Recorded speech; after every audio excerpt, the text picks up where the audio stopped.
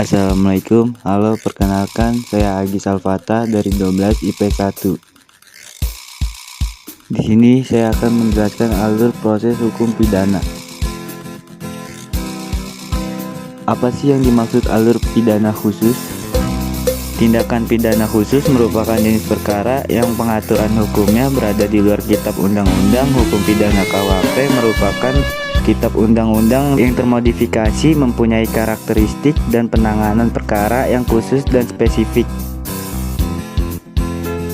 Awalnya tindakan pidana khusus dikenal sebagai hukum pidana khusus, kemudian berubah menjadi hukum tindakan pidana khusus. Beberapa tindak pidana yang merupakan bagian dari tindak pidana khusus adalah tindak pidana ekonomi, tindak pidana narkotika, dan lain-lainnya. Nah, yang akan kita bahas di sini adalah korupsi. Tindak pidana korupsi adalah perbuatan memperkaya diri atau merugikan orang lain, perekonomian maupun keuangan negara.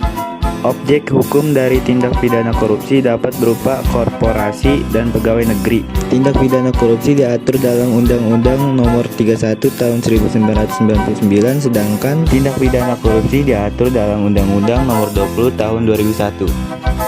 Alur penanganan perkara tindak pidana khusus korupsi. Dalam pasal 1 ayat 3 ditegaskan bahwa Indonesia adalah negara hukum.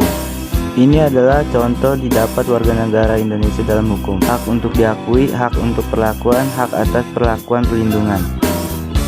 Contoh penanganan perkara tindakan korupsi.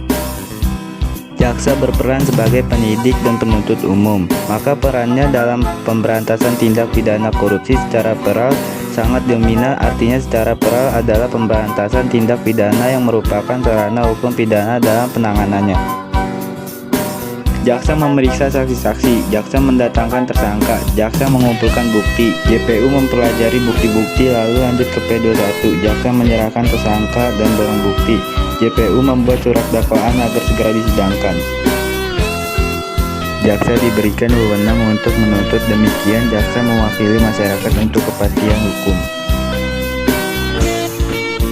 Dalam melaksanakan tugasnya, jaksa membutuhkan masyarakat untuk mendukung tugas-tugasnya. Maka dari itu, kita sebagai masyarakat harus mulai cegah korupsi dari diri kita sendiri dengan cara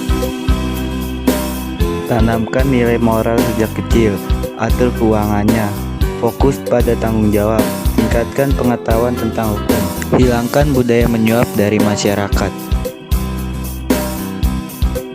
Sekian dan terima kasih. Wassalamualaikum warahmatullahi wabarakatuh.